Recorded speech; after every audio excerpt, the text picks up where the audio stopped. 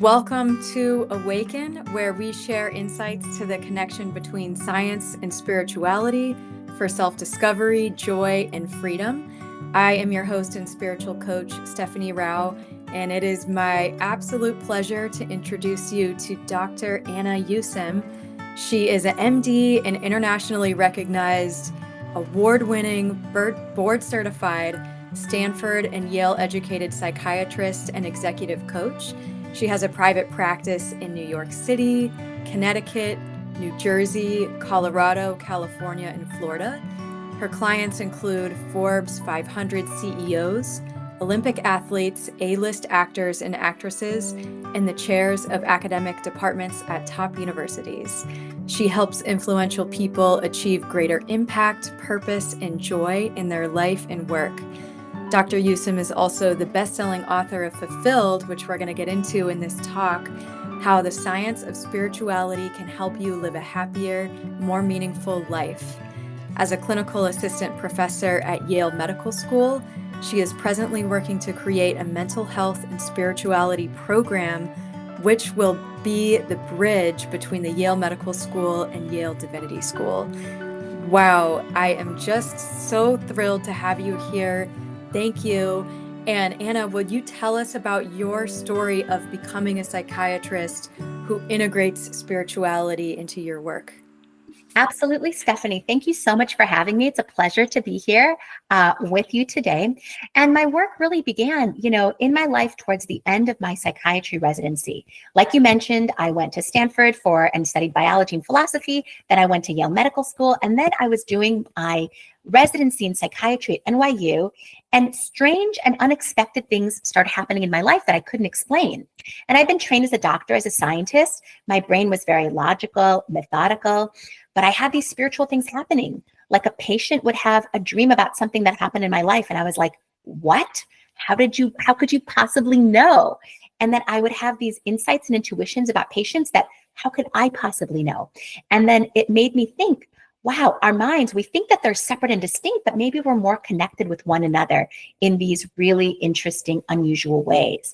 And so that got me into the idea, first of all, of interconnectedness and into spirituality and connection with source and channeling information and all kinds of interesting and unusual things for a psychiatrist. But then, in this day and age, much more common. Absolutely. And yet it still is such a breath of fresh air when someone like you has this medical training and you're still experiencing these spiritual truths and can make sense of it from the medical training that you have. And I'm wondering if you can just share a little bit of your personal connection to spirituality. You shared a little bit with your patients, but if there's anything else that's relevant for the audience to know about you. Yeah, absolutely. So I was born Jewish. I mean, into a Jewish family, but we were in Russia. So we really never practiced Judaism or anything like that. We came to America when I was 5 years old, and I really wasn't spiritual at all. And had anyone told me that I would be a spiritual person, say like 25 years ago, I would have laughed. It was the furthest thing from my mind. But it was as I completed my medical training, these interesting things that started happening in my life that led me to see that the world and our minds and our just human capacities function in a slightly different way than I was taught in medical school. There's a vastness to it. There's ways in which we can connect with each other that really isn't explained by the traditional medical model.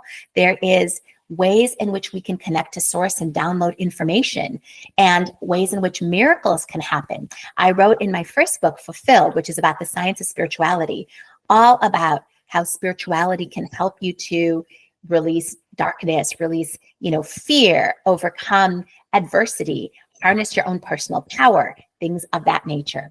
And this is from a psychiatric standpoint based on 50 case reports from my private practice.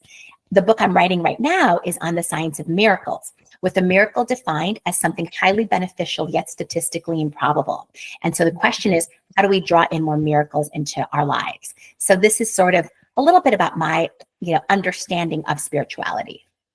Ooh, would you be willing to give us a sneak peek into what are ways that we can make miracles more likely to happen in our lives? Absolutely, absolutely. And, It's very interesting. There's numerous things that you can do. One is you need to have a worldview that is open and accepting of miracles, right? You can't have a worldview that says things only happen in this way. You have to be open enough, and you have to, first of all, start to thank the universe and actually live from a space that you already have what it is that you want, which is very hard. It's very hard for us to do that. We usually are responsive with our emotions. We're responsive with our gratitude. But to have gratitude before the fact for something you deeply desire, that's where the miracles exist. But it's not just that. You also can't hold on too tightly to something. You have to open up your grip in order to let it in. Because if you want something too badly, you actually close yourself from getting it. So that's another part. And then another part is you have to be very, very present. And the more present you can be, and the higher your vibrational frequency, so the more joy and the more peace that you can feel in the present moment, that opens you up to miracles. And then finally, the last is surrendering, realizing that it has to be a combination of your effort. So you're going to do whatever it is that you want to manifest, whatever miracle you want. You do what you can in this world, but there has to be a place at which you're like, I've done my part and I surrender.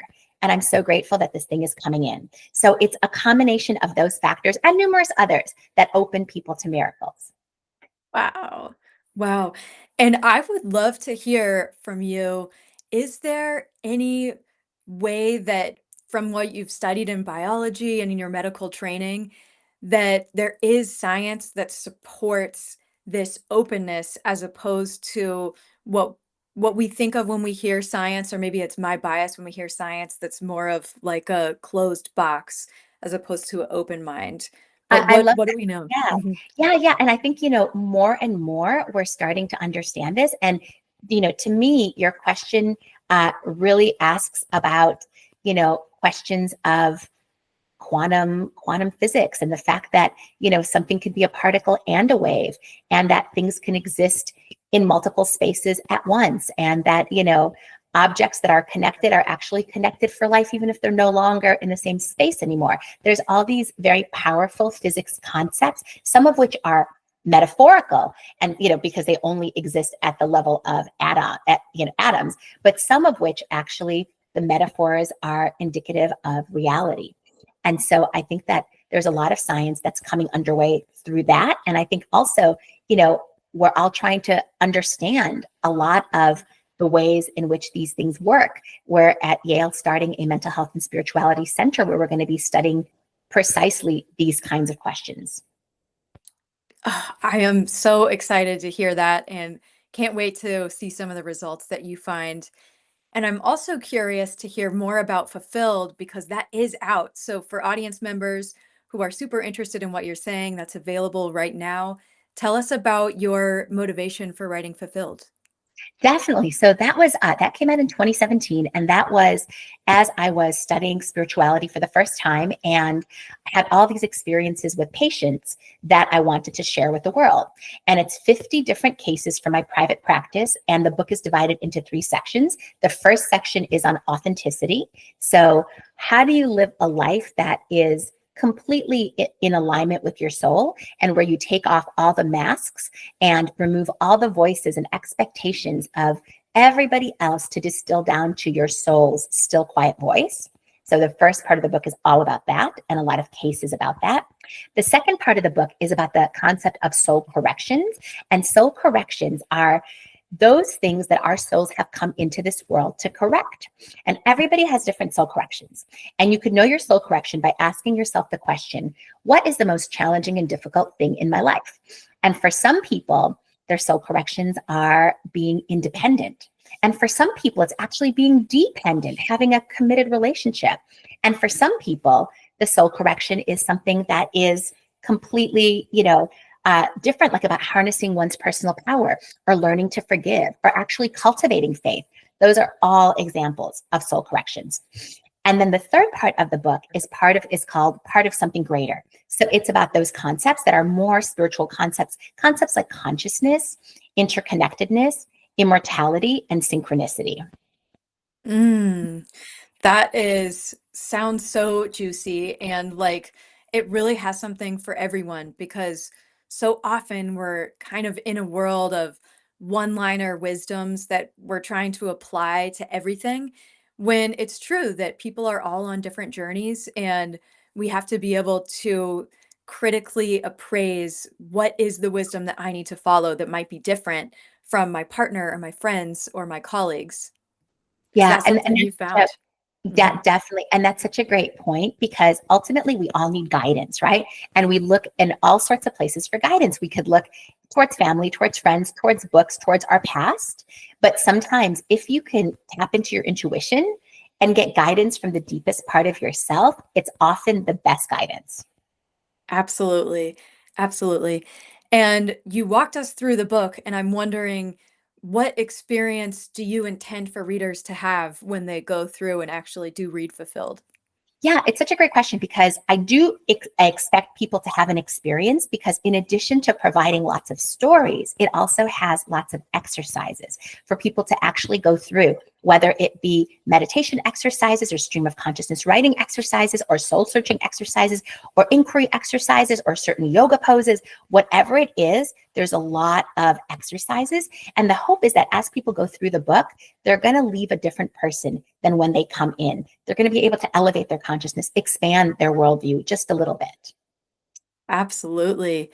So, would you be willing to give us a taste of that and walk through one of the exercises that they might find in the book or that you like to do with yourself or your Yeah. clients? Yeah, I'll walk you through one of the easiest exercises. And it's not easiest, it's actually one of the most important and potent exercises. And it's the exercise of just asking yourself and starting to ask yourself on a regular basis, what do I most deeply want? Right? And this is an exercise to connect with your soul. It's so simple, right? You just start like asking and cueing yourself a few times a day, what do I most deeply want? What do I most deeply want? And seeing what comes up. And then you see what comes up on every level. You see what comes up emotionally. You see what comes up as far as thoughts rationally. You see what comes up as far as, things in your body. And sometimes the answer, like you might be like, oh, I want a burrito. So that is often a metaphor. Yes, you want a burrito, but what does that represent? That represents nurturance. That represents being fed, being taken care of. So often, like if you have something like a very, very literal, I want this, look a little bit deeper. What does that represent? So very simply, just start to ask yourself on a regular basis, several times a day, what do I most deeply want? What do I most deeply want? What do I most deeply want? We haven't gotten to talk about this yet, but that was the beginning of my transformation where I really felt stuck in a box. And when I started asking myself, what do I most deeply want? What came up was like, I want freedom and I want truth and I want to suck the nectar out of life and things that I just didn't feel were possible because I needed to stay in my lane. But that really has been transformational for me. And I'm wondering, what are some of the other things that may come up for people when they do this exercise after a few months or even weeks? I love that. Yeah. So yeah, this is so great. Like what at one's core could be your deepest longings. I've had people tell me that they want to have a baby and they never thought that they wanted a baby before. People have wanted to leave their marriage. People have wanted to find a new relationship. People have wanted to get closer to their significant other. People have wanted to have more, like you said, freedom and liberation in their life. And then you're like, what does that mean? What does that look like? Does that mean leaving your job? Does that mean actually giving 110% to your job? Would that give you more freedom and liberation? People have wanted to start writing. People have wanted to connect with the deepest part of themselves and live the mystery. So all of that. Oh, I love it. Well, I am just so grateful for your time and your expertise. And will you please share with us? You have a free gift offering. What can the audience members expect from your free gift? Definitely. So I did a class. So Dr. Eben Alexander, a Harvard neurosurgeon, who is the best-selling author of Proof of Heaven. He had a near-death experience. He didn't even believe in near-death experiences until he himself had one as a Harvard neurosurgeon. So he wrote the foreword to my book. And together we put together a class together with Karen Newell, who is a meditation instructor and the creator of these beautiful meditations called Sacred Acoustics. So we have a class that we put together, and the free gift is a mini class. So a few of those sessions for anybody who's interested. Fantastic. That's so generous. Please check it out. That will be in the link right below this interview. And for people who want to stay in touch with you and follow you, where can they find you? Yeah, they can find me on my website at www.annayusim.com. Fabulous. Well, thank you again, Dr. Anna Yusim, for your time, for your expertise, and the positive energy you are putting out into the world. I appreciate Thank you. you so much, Stephanie. A pleasure to be with you today. Thank you for tuning in to this amazing interview as part of our Awaken series. I hope you found value. Check out the rest of the interviews on Awaken. Keep tuning in, and please subscribe to Paradigm Expansions to stay in touch, where we are doing more events like this, and we are all about dropping in to your heart, to your true self, to really, truly love your life. Thank you for joining. See you on the next video.